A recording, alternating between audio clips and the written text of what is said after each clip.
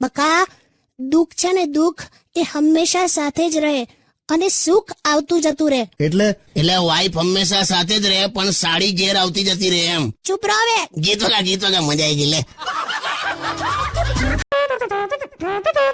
ગીત વગાલા તો ખરી ટ્રક સુધી પહોંચી ગયેલા. બુરી નજર વાલે તેરા મુંહ કાલા. કોને કહે છે? ટ્રકની પાછળ વાંચેલું. તમને થોડી કહેવાની છું, તમે તો મારા ઓલરેડી આમ કાલા ખટ્ટા જ છો. કાલા ખટ્ટા. હાટ. ગાડી પાછળ બેન લાયસન્સ લઈ આવ્યા છો. જાવ ને હવે.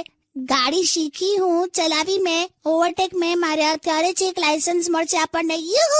તને કોઈ દિવસ નહીં મળે. ઉલટાનું તને જે શીખવાડતું હતું ને એ મોટર ટ્રેનિંગ સ્કૂલ નું લાયસન્સ કેન્સલ થઈ ગયું.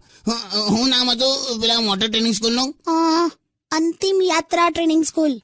અંતિમ જતીન બત્રા ટ્રેનિંગ સ્કૂલ. હું અંતિમ યાદ.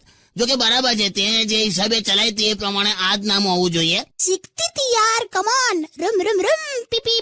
બાજુ કસો પીપી. બાજુ કસો પીપી. ગાડીનો દરવાજો ખોલો. કોઈ કાયું? શું ગાડીનો દરવાજો ખોલેલી? સ્ટુડિયોમાં છે આપણે. કોણ છે લા? તું છે? હા, હું છું. ખોલો. મારા નસીબમાં બે જ જણ છે.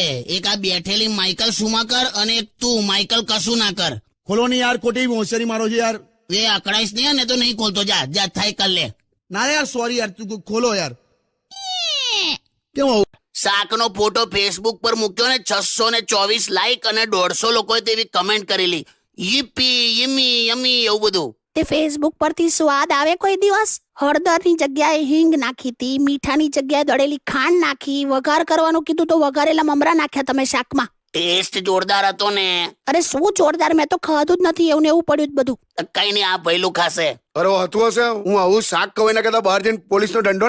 શાકનો ફોટો ફેસબુક પર મૂક્યો ને 624 લાઈક અને 150 લોકોએ તેવી કમેન્ટ કરેલી. યીપી યમી યમી એવું બધું. તે ફેસબુક પરથી સ્વાદ આવે કોઈ દિવસ? હળદરની જગ્યાએ હિંગ નાખી હતી, મીઠાની જગ્યાએ દળેલી ખાંડ નાખી, વઘાર કરવાનું કીધું તો વઘારેલા મમરા નાખ્યા તમે શાકમાં. ટેસ્ટ જોરદાર હતો ને. અરે શું જોરદાર, મેં તો ખાધું જ નથી. એવું ને એવું પડ્યું જ બધું. કઈ નહીં, આ ભૈલું ખાશે. અરે હતું હશે. હું આવું શાક કવાય ના કહેતા બહાર જઈને પોલીસનો દંડો. તો આજે શું પ્રોગ્રામ છે? આજે ખબર નહીં, કંઈક ઇંગ્લિશ પ્રોગ્રામ છે. Beautiful conspiracy. હે? હું લી બ્યુટીફુલ કોન્સ્પિરસી?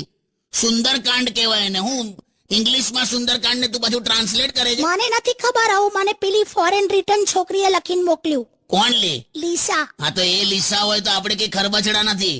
તું સોંગ વગાડ ખાલી. અને તું ઓછું ખાજે. આ બહેનોનું છે ને મેં જોયું છે, મહેમાન આવ્યા હોય ને તો એમને આમ સમોસા ભાવશે કે નહીં એવું ના વિચારે. શું વિચારે ખબર? જો કે મહેમાન સમોસા વધારશે ને તો અંદર રસોડામાં ઉભી એકાદ ખાઈ નાખીશ. અમે બધી બહેનો આવું જ કરીએ. બકા ખરેખર તું ઓછું ખાજે. તારું શરીર જો, ઓહો હમણાં તું ખાલી કોઈકના ઘરના ગેટ સામે ઉભી હતી તોય પેલા લોકો મને કહેવા માંડ્યા, પ્લીઝ ઇધર નો પાર્કિંગ, નો ગેટ સામે, એ હટાવ, ટેમ્પો હટાવ. હાટ. રસ્તાના ભૂવામાં કેટલા ફુવા પડી ગયા ખબર? બસ બોલ્યા ભૂવા. શાયરી નહીં સંભળાવતો, આવી ઘટના સંભળાવું છું. ખાડા તો જોઈએ જ નહીં વરસાદમાં. મન તો આ તારા ગાલનો ખાડો પણ નહીં ગમતો. ખાડો નથી, આ ડિમ્પલ પડે છે. સ્માઈલ આપું ને ત્યારે. હા, તે નગરપાલિકાને કહીને ભરાઈ દે બધું.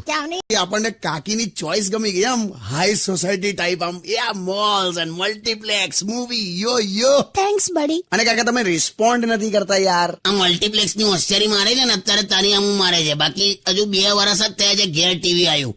અત્યાર સુધી બાજુવાળાને ત્યાં નીચે પલાઠી વાળીને શક્તિમાન જોતી હતી. બસ હવે આ બધું બોલવાની જરૂર છે યાર. બેકાર માણસ. ગીત વગાડ.